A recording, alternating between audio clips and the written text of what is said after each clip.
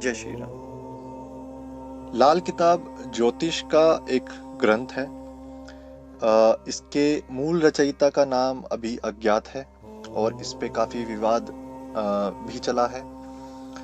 भारत के पंजाब प्रांत का एक गांव था जो जालंधर जिसको अभी बोलते हैं, वहाँ के जो निवासी हैं पंडित रूपचंद जोशी, उन्होंने 1939 या 1942 के आसपास, इसके बीच में कुछ, इसके 5 खंडों में इसकी रचना करी थी लाल किताब की। तो इस किताब को मूल रूप से उर्दू और फारसी भाषा में लिखा गया था। ये जो ग्रंथ है ये सामुद्रिक और समकालीन ज्योतिष पर आधारित है।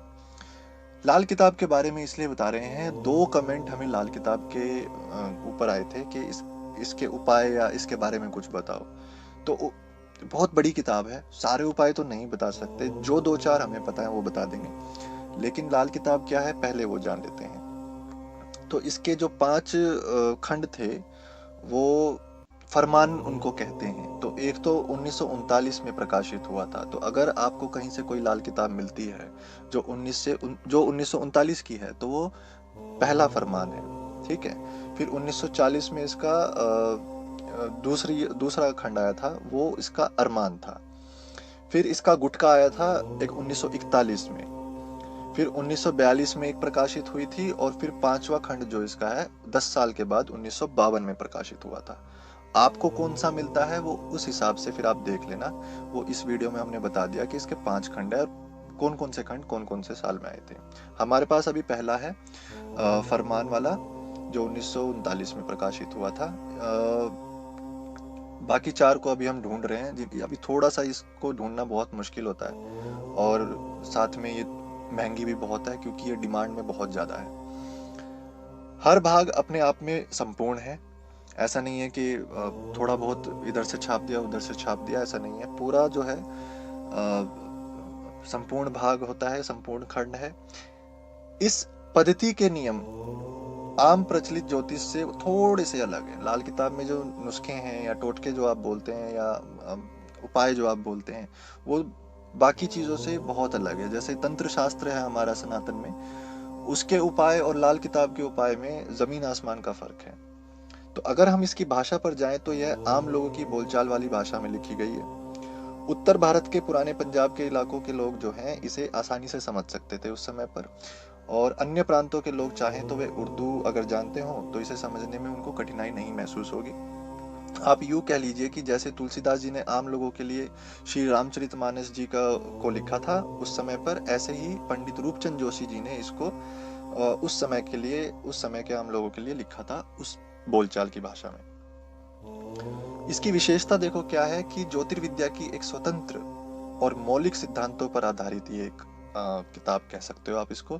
इसकी कुछ अपनी निजी विशेषताएं भी हैं जो अन्य सैद्धांतिक या कह लो या फिर आप प्रायोगिक कह लो उसके ग्रंथों से हटकर है। ठीक है। इसकी सबसे बड़ी विशेषता अगर मैं बताऊं तो ग्रह के जो दुष्प्रभाव होते हैं उससे बचने के लिए एक व्यक्ति, एक जातक जो है, उन उपायों का सहारा ले सकता है। ये उपाय या ये टोटके इतने सरल हैं कि कोई भी मनुष्य इनका बहुत ही सुविधा पूर्वक जो है सहारा लेकर अपना कल्याण कर सकता है। ज्यादा खर्चा नहीं है, बहुत ही मामूली सा। जैसे काला कुत्ता पाल देना या कौवे को कुछ खिला देना, सर ढककर रखना, इस तरह के कुछ ऐसे यहाँ पे उपाय हैं। तो ऐसे उपाय या ऐसे टोटकों के नमूने बहुत हैं इस किताब में, जिनको अगर आप करते हैं तो शायद आपके जीवन में कुछ थोड़ा बहुत बदलाव आने लगता है। इस लाल किताब में धर्माचरण और सदाचरण के बल पर ग्रह दोष निवारण का बहुत ही उच्च बखान किया हुआ है, या फिर ये कह लो कि उसका झंडा जो है बहुत ऊंचा किया हुआ है, जिससे हमारा ये जो लोक है ये भी परलोक बन जाता है। यानी कि मनुष्य का जीवन बहुत सुखमय बन जाता है। बहुत ही विभिन्न प्रकार के ग्रह दोषों से बचाव के लिए उपाय दिए हुए हैं, सैकड़ों विधान है। जीवन का कोई ऐसा पक्ष नहीं है जो इसमें नहीं लिखा हो, कोई भी ऐसा उपाय नहीं है जो इसमें नहीं बताया गया हो। ये ज्योतिष के सिद्धांतों पर और हस्तरेखा के सिद्धांतों को के रूप पर बताया गया है।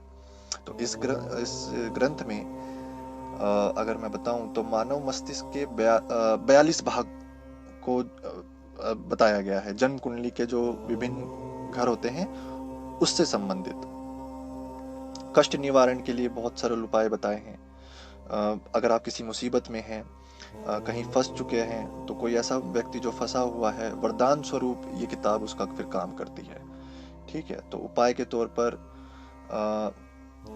यज्ञ, हवन, इन सब की आवश्यकता नहीं है। ऐसे सरल उपाय हैं कि आप इसको कभी भी किसी भी तरह से कर सकते हो। बहुत ही सरल उपाय।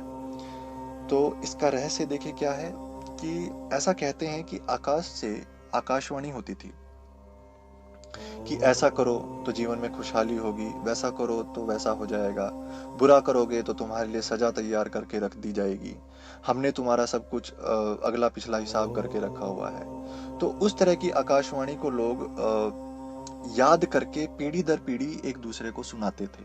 ठीक है, ये इसका रहस्य है। तो इस रहस्यमय विद्या को कुछ लोगों ने लिख लिया, लिपिबद्ध कर लिया था। तो जब 1939 को रूपचंद जोशी ने इसे लिखा तो कहते हैं कि उनके पास हिमाचल से एक प्राचीन पांडुलिपि प्राप्त हुई थी। तब उस पांडुलिपि का उन्होंने अनुवाद किया था, तब जाके लाल किताब बनी। ये जो लाल किताब है ज्योतिष की पारंपरिक प्राचीनतम विद्याओं का एक ग्रंथ है। तो इस किताब को ये किताब अगर आपके पास है तो इसमें बहुत सरल उपाय आपको मिलेंगे। इसके ऊपर कमेंट आया था इसलिए हम बता रहे हैं, वैसे अमूमन हम इस तरह की बात बताते नहीं है, पर फिर भी कुछ उपाय जो आप कह रहे थे, कमेंट में पूछ रहे थे, वो लाल किताब के उपाय में हम बता देते हैं। एक उपाय है जिसका नाम है किस्मत का ताला। यदि आपकी जॉब नहीं लग रही, बहुत अभी लॉकडाउन का असर हुआ, बहुत सारे लोगों की जॉब चली गई, अगर आपकी जॉब नहीं लग रही है, बहुत परेशान हो, बहुत कोशिश करी, या व्यापार अच्छा नहीं चल रहा, तो लाल किताब का एक टोटका है, वो आपके काम आ सकता है। किसी दुकान में जाकर किसी भी शुक्रवार को कोई भी एक स्टील का ताला खरीद लो, लेकिन ताला खरीदते वक्त उस ताले को आप खुद खोलें। ठीक है, वो दुकानदार से ना खुलवाएं, बल्कि हम ये कहते हैं कि उसको उस समय तो खोले ही ना। उसमें क्या करो कि आप उसको ऐसे ही पैक रख लो। शुक्रवार को ही लाना है, किसी और दिन नहीं लाना होता। और जिस कमरे में, जिस कक्ष में आप सोते हैं, उस कक्ष में उसको रखना है। शनिवार के दिन शनि मंदिर में जाके उस ताले को रख दो। जिस दिन भी कोई अन्य व्यक्ति उस ताले को खोलेगा, आपकी बंद किस्मत का ताला खुल जाएगा। इसलिए इसको किस्मत का ताला बोलते हैं, इस उपाय को। ठीक, तो ये उपाय उन लोगों के लिए जिनकी जॉब नहीं लग रही या व्यापार अच्छा नहीं चल रहा। ये लाल किताब का एक उपाय है। हमें नहीं पता है कितना सटीक है, पर हाँ, इससे बहुत सारे लोगों को फायदा हुआ है, ऐसा कहने में और सुनने में आता है। अगर कोई व्यक्ति ब्लड प्रेशर या डिप्रेशन से परेशान है तो इतवार की रात को सोते समय अपने सिरहाने की तरफ 325 ग्राम दूध रखकर सोएं। ये ऐसा लाल किताब कहती है। तो कोई भी उपाय आप कर रहे हैं तो इस चैनल के प्रभाव में आके ना करें। ये सिर्फ एक जानकारी के लिए है। इसलिए जो भी करते हैं, इंसान जो भी करता है, अपना थोड़ा सोच समझ कर उसको करना चाहिए। तो ये 325 ग्राम दूध बताता है कि 325 ग्राम दूध रख के सोएं। सोमवार को सुबह उठकर सबसे पहले इस दूध को किसी कीकर या पीपल के पेड़ को अर्पित करना होता है, लाल किताब के अनुसार।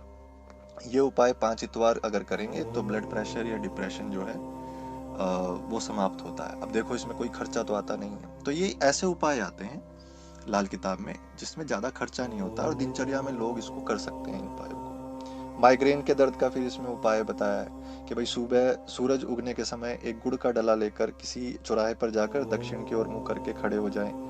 गुड़ को अपने दांतों से 2 हिस्सों में काट लीजिए। फिर क्या करना होता है, गुड़ के दोनों हिस्सों को वहीं चौराहे पर फेंक दे और वापस आ जाएं। जब वापस आओगे तो वही रास्ता नहीं लेना, दूसरे रास्ते से आना है घर पे। ये 5 मंगलवार लगातार करना होता है। तो इस तरह के उपाय हैं। फंसा हुआ धन वापस लाना है, उस तरह के भी उपाय इसमें हैं। तो ये लाल किताब के बारे में था, इसके कुछ उपायों के बारे में था। तो उम्मीद करता हूँ अभी लाल किताब के बारे में जो जिनको नहीं पता था या जो कमेंट में पूछ रहे थे, आपको पता चला होगा। जय श्री राम।